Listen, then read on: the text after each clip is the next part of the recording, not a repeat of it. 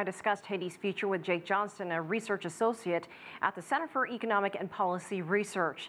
He spoke first about the United Nations mission in the country. This is a mission that's been there for about 13 years at a cost of over $7 billion. Now, certainly there was a lot of money after the earthquake.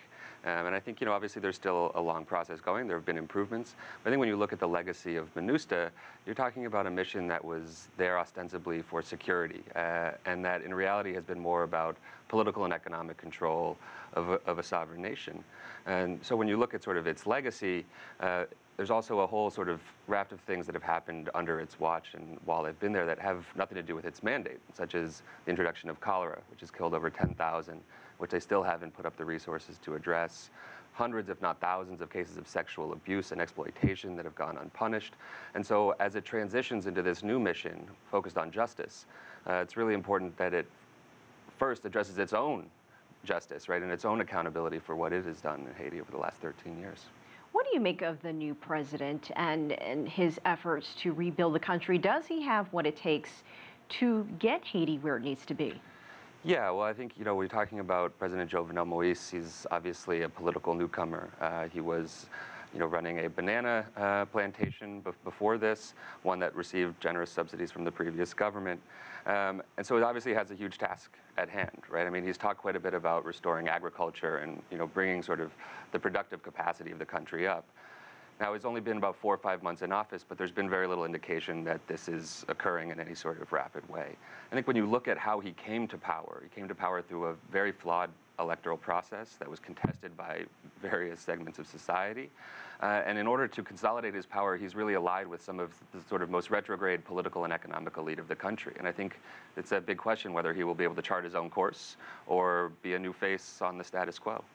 What opportunities do you see for other countries like China to help in the rebuilding effort? Yeah, well, when you talk about sort of donor involvement, NGO involvement with Haiti, what you've seen over the course of decades, really, is sort of this creation of a parallel public system, right, where functions of government have basically been outsourced to donors, to NGOs. And the long-term result of this has been sort of the collapse or weakening of the Haitian government itself. And in turn, there's very little accountability from the people to the government, right? And I think moving forward, it's really important, and especially in a context of dwindling foreign assistance, of less, aid from Venezuela and from other nations, that support coming into Haiti going forward really partners with the government, with the local population, and sort of channels that money through Haitian institutions rather than creating their own. What does the future hold for Haiti? Are you optimistic about what's ahead for it?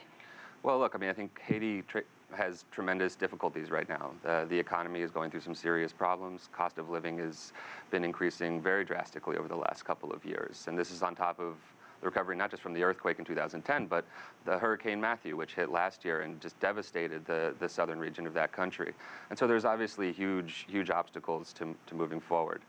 I think when you look at, again, moving forward, there's been, over the last 10 years or so, a real collapse in electoral participation. And this social contract between the government and its people has really collapsed. And the population no longer trusts in politics or in its political system. And I think really to sort of change that course, there needs to be, a recommitment to address the needs of the majority of the country.